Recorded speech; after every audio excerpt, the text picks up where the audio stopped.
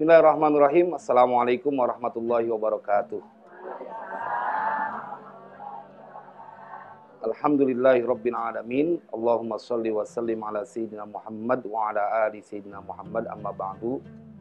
Ayyuhal jam'ul karim, para pengharap ampunan dan keridhaan dari Allah Subhanahu wa taala, pemirsa TV One dimanapun berada, program Assalamualaikum Nusantara kembali lagi. Dan pada kesempatan kali ini saya akan mengajak kita untuk merenung dan mengkaji tentang sosok dari kedua orang tua yang mereka disebut oleh Nabi SAW. Boleh jadi mereka menjadi surgamu, boleh jadi mereka menjadi nerakamu. Sesuatu yang menarik, dijadikan ini sebuah pintu gerbang untuk setiap orang. Dia boleh jadi akan menjadi penghuni surga atau naudzubillah sebagai penghuni neraka. Karena itu kita akan melihat bagaimana kedudukan mereka ketika Allah ceritakan di dalam Al-Quran surat Al-Isra, wa qadha rabbuka alla ta'budu illa iyyahu wa bil walidaini ihsana imma yablughanna indakal kibara ahaduhuma aw kilahuma fala taqul lahumā uffin wa la tanharhumā wa qul lahumā qawlan karīmā. Ada yang menarik ketika perintah dari Allah, jangan pernah kalian menyembah kecuali hanya menyembah Allah. Tetapi setelah itu Allah gandengkan dengan perintah untuk berbuat baik kepada kedua orang tua. Ada kalimat pilihan wabil walidaini ihsana, seakan sebuah informasi yang Allah ingin sampaikan kepada kita betapa banyak para anak yang mereka tidak melakukan kebaikan atau berbuat sebagaimana mestinya sebagai seorang anak kepada kedua orang tua. Karena itulah diberikan pesan yang kuat oleh Allah, wabil walidaini ihsana. Jemaah sekalian berbahagia, bahkan diberikan lagi stressing oleh Allah dalam Al-Quran. Ketika mereka sudah sampai di usia lanjut, ada aturan-aturan yang kemudian Allah tambahkan. Fala taqul lahumā uff. Jangan kalian berkata ah. Sebuah kalimat yang atau sebuah ucapan yang sangat sederhana, tetapi bila itu terdengar oleh orang yang telah melahirkanmu, bila kalimat itu terdengar oleh seorang lelaki yang bersusah payah mencari nafkah untuk memenuhi kebutuhanmu, saat mereka telah lanjut usia, berbeda rasanya. Sehingga Allah memberikan sebuah aturan. Ketika mereka sudah lanjut usia, jangan berkata, ah, bagimu biasa. Atau bila kau ucapkan itu saat mereka masih muda atau belum masuk pada kategori lanjut usia, mungkin tidak berbekas di dalam hati mereka. Tetapi bila mereka sudah sampai pada usia tua, maka engkau kudu lebih santun. Dan jangan sekali-kali membentak mereka, walatan harhuma. Ada sebuah ungkapan yang menjadi sangat familiar di telinga kita. Ketika ada ungkapan di kalangan masyarakat, bila orang tua adalah orang yang kaya, maka pastinya anaknya akan menjadi raja. Tetapi bila anak-anak mereka menjadi orang kaya, banyak orang tua yang kemudian menjadi pembantu. Kalimat sederhana yang sudah akrab di telinga kita ini adalah sesuatu yang berdasarkan fakta. Bahkan kita melihat ada orang yang mereka tega menitipkan orang tuanya di saat mereka sudah tua di panti-panti jompo. Saya tidak tahu terbuat dari apa hati mereka sehingga membiarkan orang tuanya di sebuah komunitas yang mereka tidak kenal, yang padahal pada saat itu mereka sangat menantikan dan merindukan perlakuan baik dari anak-anaknya. Tetapi ini adalah sesuatu fakta yang kita berharap tidak terjadi pada anak-anak kita, karena bila itu dilakukan oleh anak-anak kita akan menjadi musibah buat kita semuanya. Jamaah sekalian berbahagia, dan kemudian Allah memberikan kepada anak-anak ketika mereka ingin memperbaiki hubungannya dengan kedua orang tua, hendaklah mereka berkata lemah lembut. Jamaah, karena ada sesuatu yang diceritakan oleh Nabi SAW bahwa ternyata semerbak, dalam kitab ini juga Imam Ghazali mengutip hadisnya, bahwa ternyata surga itu semerbak wanginya tercium dari jarak 500 tahun perjalanan. Sungguh jauh, tetapi begitu semerbak wangi dari surga yang kuat, tidak akan pernah tercium. Nabi yang menyampaikan, dan Imam Ghazali mengutipnya. Tidak ada keraguan kalau seorang yang disebut Imam Ghazali ketika beliau menyampaikan apa yang disampaikan oleh Nabi Shallallahu Alaihi Wasallam. Saya ingin berkata sesuatu yang merujuk kepada kaul ulama dan orang-orang ahli sunnah wal jamaah menjadikan Imam Ghazali sebagai rujukan dalam kajian-kajian akhlak dan tasawufnya. Jamaah sekalian berbahagia, wala yajidu rihaha. Nabi yang bilang, dan tidak akan mendapatkan semerbak wangi dari surga itu. Dalam kitab ini, Mukasyafatul Qulub, beliau mengutip hadis dari Nabi Shallallahu Alaihi Wasallam bahwa semerbak wangi surga itu tercium dari 500 tahun perjalanan. Begitu jauh dan begitu kuat. Tetapi Nabi Shallallahu Alaihi Wasallam ada menyebutkan bahwa tidak akan mencium semerbak wangi itu. Wala yajidu rihaha akun wala qati'ur rahimin. Dan tidak akan mencium semerbak wangi surga itu, yaitu anak yang durhaka kepada kedua orang tuanya dan mereka yang memutuskan silaturahim. Karena itu jamaah sekalian berbahagia, kita dalam pengajian ini akan diingatkan terus untuk berbuat baik kepada kedua orang tua, mengerahkan segala kemampuan untuk membahagiakan mereka demi mengharap ridho Allah. Dan kita akan lanjutkan kajian ini setelah pesan-pesan berikut.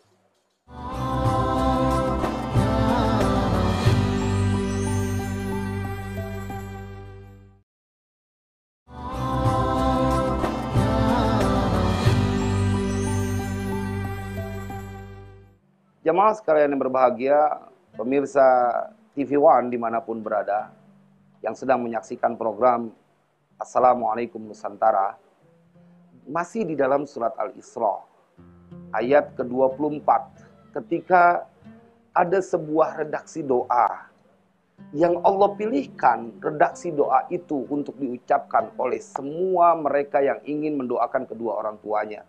Wa qur rabbirhamhuma kama rabbayani shaghira.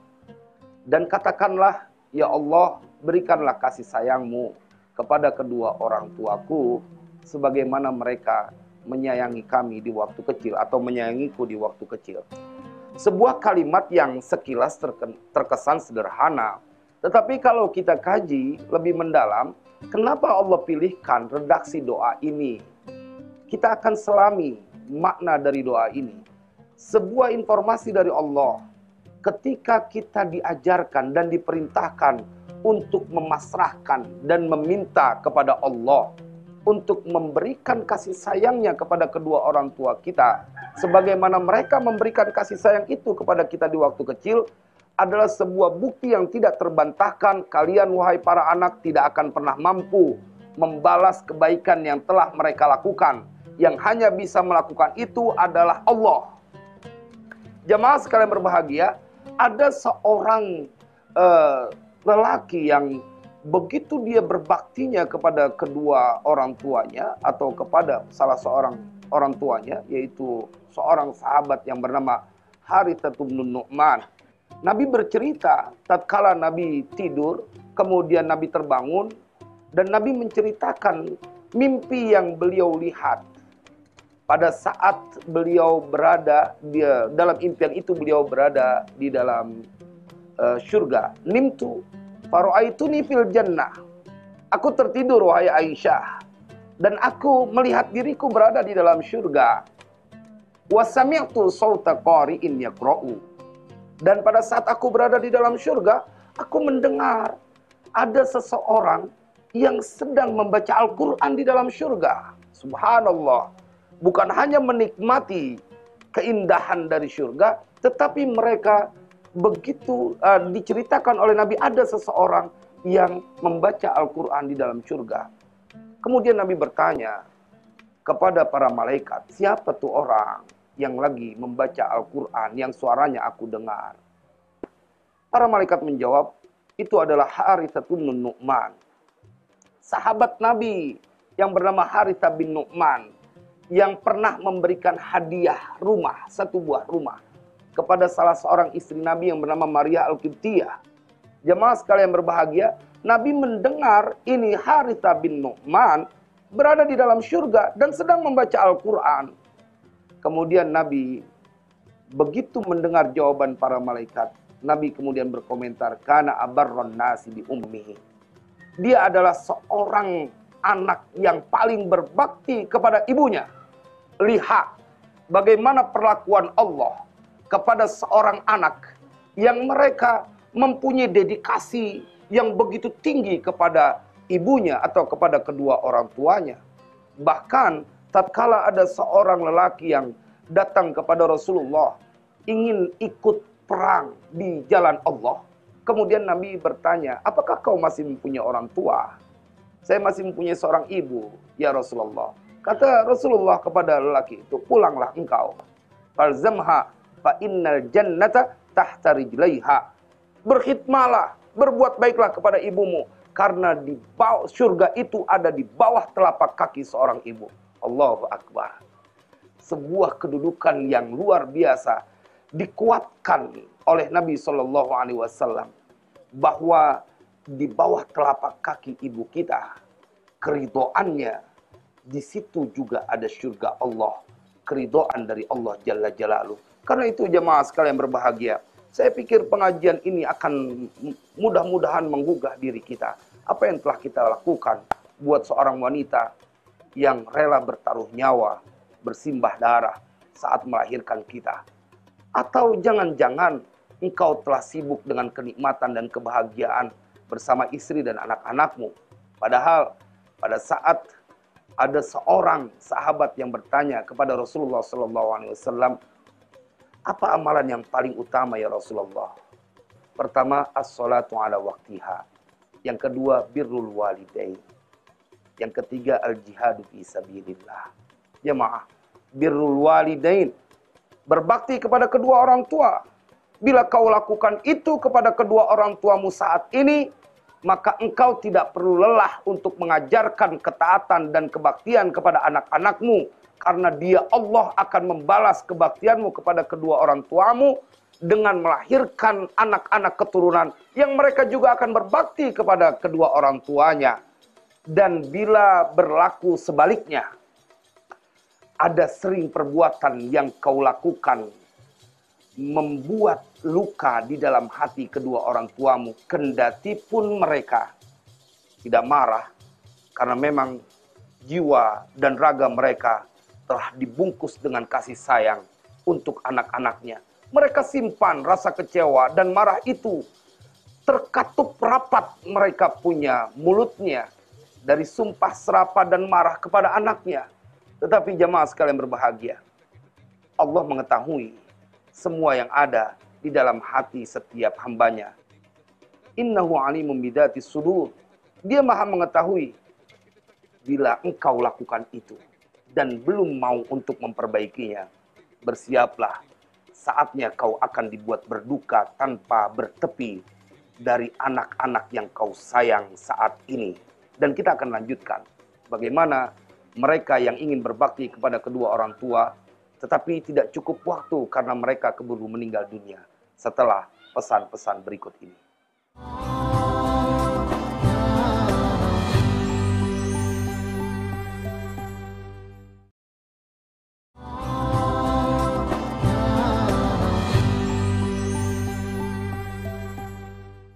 Jemaah sekalian berbahagia, pemirsa TV One dimanapun berada, yang sedang menyaksikan program Assalamualaikum Nusantara.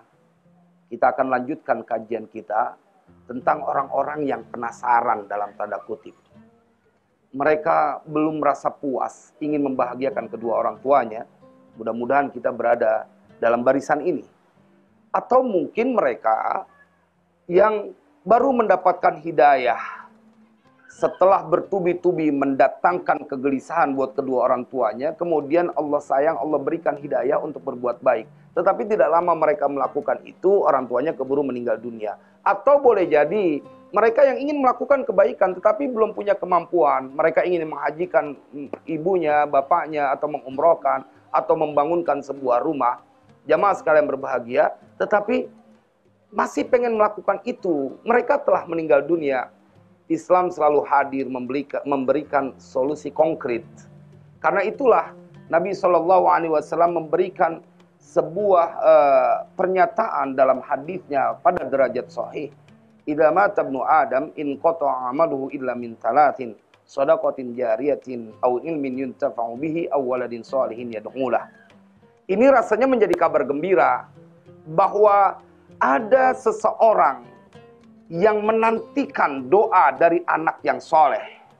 Jadi bila engkau ingin terus berbuat kebaktian atau membahagiakan kedua orang tuamu, seperti Ibnu Zubair, yang dia setiap kali sujud terakhirnya tidak pernah meninggalkan doa untuk kedua orang tuanya. Allahumma gfir li Zubair bin Awwa wa Asma binti Abi Bakar. Dia selalu berdoa, ya Allah, ampuni dosa ayahku Zubair bin Awam. Ampuni dosa ibuku Asma binti Abi Bakar. Jemaah, begitu banyak cara untuk membahagiakan mereka dan membuat mereka mendapatkan tempat sebaik-baiknya di sisi Allah. Atau bahkan yang lebih ekstrim lagi, terjadi di masa Rasulullah SAW, seorang sahabat Nabi yang bernama Sa'ad bin Ubadah. Pada saat dia ikut perang bersama Rasulullah SAW, ibunya dalam keadaan sakit. Tetapi kemudian ibunya tidak berani untuk melakukan bersedekah karena dia bilang ini adalah sedekah harta dari anakku Sa'ad bin Ubadah. Begitulah seorang ibu, kendati pun dia berhak karena jiwa dan raga anaknya milik orang tuanya. Jemaah, begitu meninggal dunia, Sa'ad bin Ubadah bertanya kepada Rasulullah, ya Rasulullah, masih bisa nggak, bermanfaat nggak bila aku bersedekah untuk ibuku yang telah meninggal dunia? Jemaah, kita akan mendapatkan jawaban yang akan membuat mudah-mudahan menggugah kita, kemudian menanamkan sebuah cita-cita bahwa pada waktunya kita akan melakukan. Apa yang dilakukan oleh Sa'ad bin Ubadah? Dia bilang di depan Rasulullah SAW, aku sedekahkan kebun yang kumiliki yang paling bagus ini ya Rasulullah, dan pahalanya untuk ibuku yang telah meninggal dunia. Allahu Akbar. Rasanya kita sulit menemukan anak yang rela menjual apa yang mereka miliki demi untuk bersedekah buat orang tuanya yang meninggal dunia. Dan ini terjadi di masa Rasulullah SAW. Bila ada orang berpendapat bahwa nggak sampai sedekah itu, nggak sampai mendoakan, mengumpulkan orang dalam jumlah banyak, nggak sampai. Jemaah sekalian berbahagia, mereka diajak untuk menelaah apa yang mereka baca pada saat melaksanakan sholat jenazah.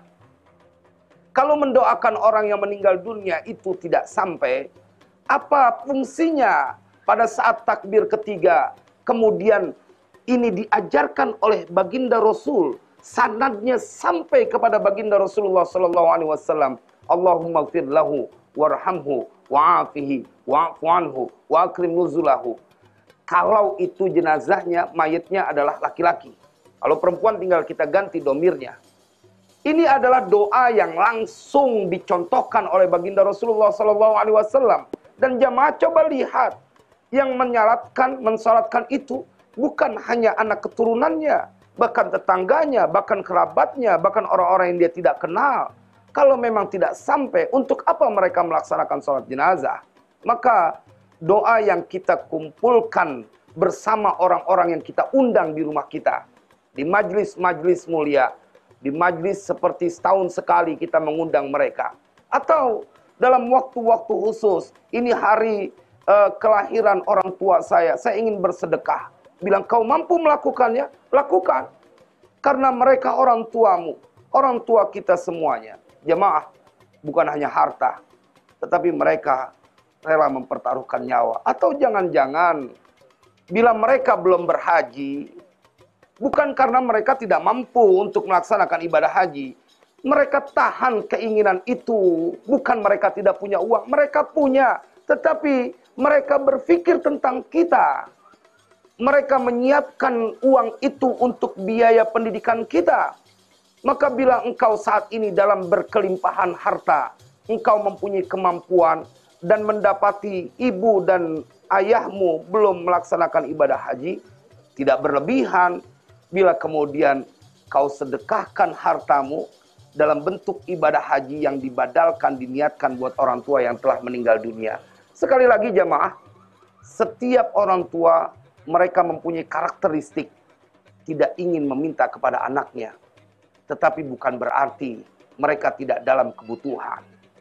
Mereka sesungguhnya menahan itu semuanya. Rasa sayang mereka mengalahkan keinginan apapun. Maka pengajian yang singkat dalam program Assalamualaikum Nusantara ini, saya ingin mengajak kita semuanya. Mudah-mudahan ada keberanian di dalam hati kita untuk memberikan apapun yang terbaik buat kedua orang tua kita. Karena mereka manusia yang mereka adalah syurgamu, mereka boleh jadi itu berubah menjadi nerakamu. Bahkan Nabi bilang bahwa rugilah, cilakalah, sungguh cilaka mereka yang mendapati kedua orang tuanya di waktu tua, tetapi mereka tidak bisa memastikan namanya dalam barisan penghuni surga. Mudah-mudahan manfaat dan kita ketemu dalam episode yang akan datang. Wassalamualaikum warahmatullahi wabarakatuh.